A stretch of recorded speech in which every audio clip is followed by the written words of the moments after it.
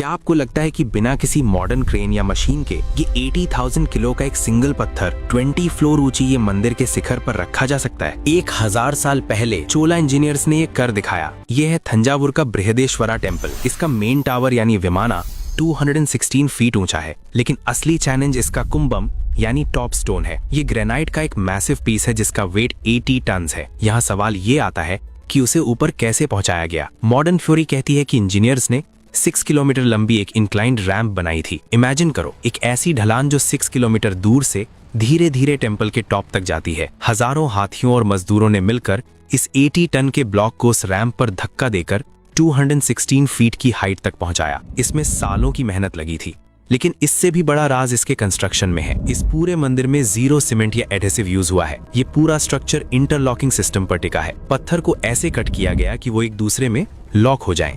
जब अर्थक्वेक आता है तो ये पत्थर थोड़ा मूव करते हैं और वाइब्रेशंस को एब्जॉर्ब कर लेते हैं बिना गिरे।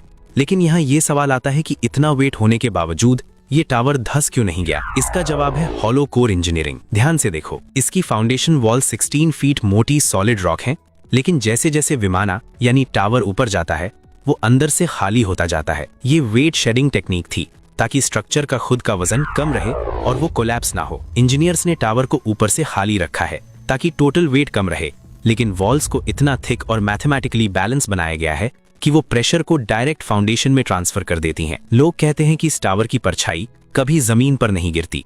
टेक्निकली टावर इतना बड़ा है और इसका डिजाइन ऐसा है कि दोपहर में इसकी शैडो इसके अपने बेस यानी चबूतरे पर ही गिरती है, बाहर नहीं। ये है परफेक्ट आर्किटेक्चरल कैलकुलेशन। बिना टेक्नोलॉजी के